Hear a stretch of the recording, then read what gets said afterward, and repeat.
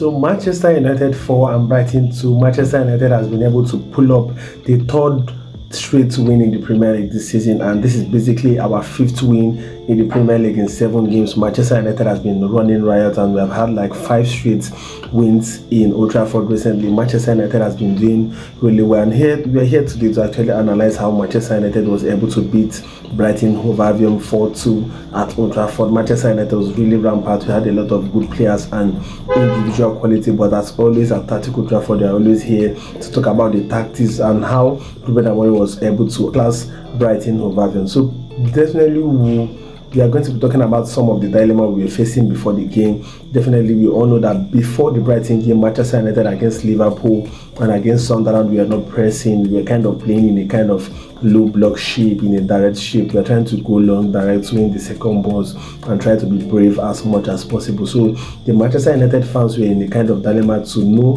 the approach that Ruben Amorim was going to use in the Brighton game, but definitely he had a plan, he had an approach. So first of all, let's try to look at what Brighton, Fabian Huzela was trying to do, and then we're trying to also going to analyze what Ruben Amorim was also trying to do to counter the tactics of Fabian Huzela. So firstly, what Brighton was looking to do was that Brighton was looking to build up from the back as usual. They're very patient in building up from the back, from manipulating the press of the opposition, trying to play through the opposition and try to play those long balls and counter as much as possible.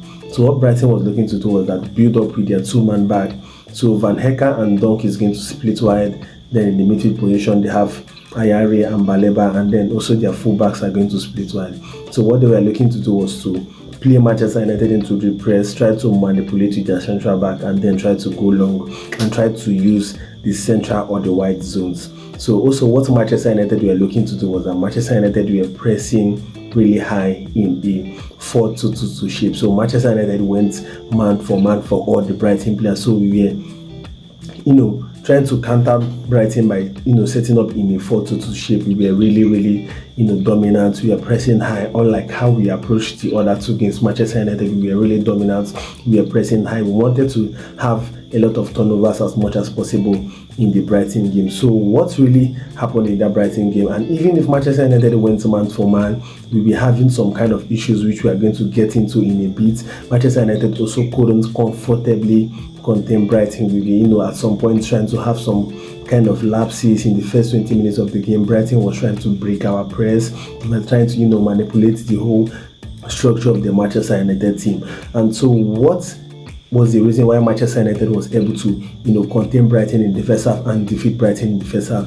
This is basically because of a player called Luke Shaw. Luke Shaw was very good in the game. He was very tremendous, and he was basically crucial for the first 2 goals that Manchester United scored. He was very crucial because he was very tight on Ruta. He was, jumping into the midfield to win a lot of balls. He was coming into the midfield area. Luke Shaw was winning a lot of balls. Even at some point in the game, he was found in the right central back areas because he was trying to squeeze the opposition press. He was trying to force a lot of turnovers as much as possible. Luke Shaw was basically everywhere. Even though the space he vacated was, a bit larger, most of the time Brighton tried to, manipulate that space, tried to play through that space. But it was very important that the central backs of Manchester United are not very comfortable to jump out of their comfort zone and try to, win that possession at the middle of the park. As we all know, Manchester United has been facing this issue of our central backs, they kind of have this central thought of not, deciding if they are going to press high and get high turnovers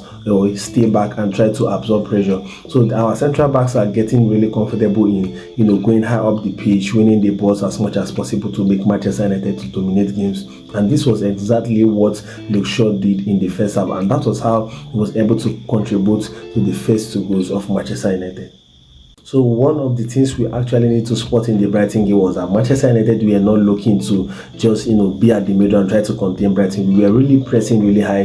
Manchester United was pressing really high. We played really well. We were brave. We were really courageous in the way we played against Brighton. And one of the things I actually want to talk about is the Pentagon overload that we have been talking about in the Manchester United analysis so far. But before we talk about the Pentagon overload, we want to talk about how, because of the wingers of Brighton decided to press, press. Fabian Rosella wanted to use the wingers of Brighton to press. So this actually created a lot of space for Manchester United, because earlier in the game we had like a counter, and it was a 2 versus 1 between Amad Diallo and the fullback of Brighton, because the wingers were pressing, and so definitely left a lot of space. Manchester United were able to attack those wide zones, and there was a lot of basis for Manchester United to operate and actually be 2 versus 1 versus the Brighton fullback, and it was very difficult for them. It was definitely a nightmare for them. So talking about the overload, there is always a pentagon overload that Ruben Amorim likes to create on each part of the pitch, which helps to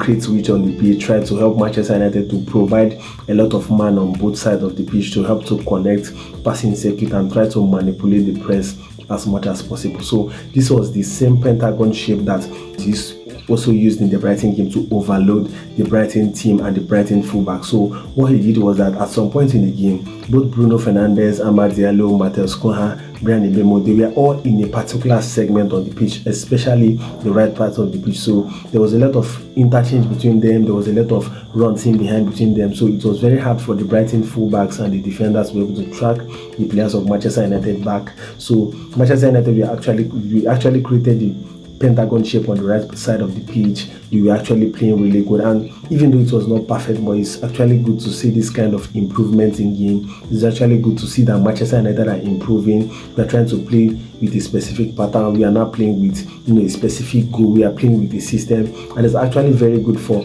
Manchester United, because we have been starved a lot of good football for a very long time, and you could see that in the Brighton game, Manchester United was obviously the better side for most part of the game.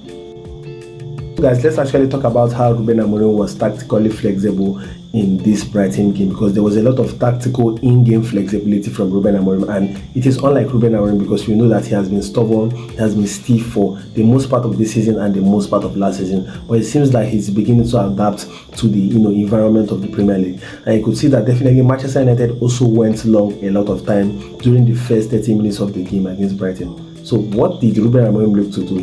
Definitely Manchester United were going long as usual, trying to win those second balls. But what Brighton was looking to do was that they were looking to overload a lot of men in the midfield. So both the strikers, both the wingers, both the midfielders, they are not going to press. They are going to sort of contain Manchester United in the midfield. They are going to sort of overcrowd that midfield position, so that when Manchester United go long and the ball is being won by Šeško or the ball is being won by dunk of Van Hecke, what Brighton was looking to do was that they were going to overcrowd us in the midfield position and try to win those second balls as much as possible, and then turn them into transition moments. So Ruben Amorim was so brave enough to instructed Lemans to be making his long balls to go sideways, so that way Manchester United has the upper hand, in the sense of Šeško is definitely going to be up against fullbacks whenever he nods, or if the fullback or the central defender of Brighton chooses to go with Šeško to the wide part of the pitch, maybe Van Hecke or Dunk, definitely he's going to be pulling them out of position, and it's going to also cause a lot of players to run in behind for Manchester United. So what Manchester United was looking to do was that we are going long sideways, so that Manchester United has more chance of winning the ball, and then we could also win those second balls and be effective in the counter-attacking or transition moments. And also one of the things that Manchester United were looking to do was that Matheus Cunha was very tight on Welbeck, and so one of the things that Welbeck was looking to do was that Welbeck also went very deep. He went relatively deep to receive balls. He went relatively deep to link up the play. So what he was looking to achieve was that he wanted to pull the lead out of position, so Manchester United would be open behind, and then they could actually go long and try to beat Manchester United on the press, and it could have actually worked, because they were using the pace of Minting. It was actually very terrible in the first 20 minutes for Manchester United, but also Ruben Amorim was also tactically flexible enough and brave enough to be able to change his tactics, and then the lead was no longer really tight on Welbeck. Even when Welbeck dropped relatively deep, the lead was tight on him, but not to the point of following him to the position goal. So guys, let's actually talk about the overloads that Ruben Amorim was using to tear Brighton apart. So definitely that Ruben Amorim likes to form a kind of overload on both sides of the pitch, with the left 10 and the left wing back, or the right 10 or the right wing back. So what Ruben Amorim was looking to achieve was that he was looking to create an overload which is going to sort of put the fullbacks of the Brighton team in dilemma, which is going to try to make them to ask questions if they are going to press or not. So let's actually look at what happened in that situation. So Brighton, in most of the situation where Manchester United is in position, they are going to line up in the back five. So to try to drop one of the wingers to be in the back five shape.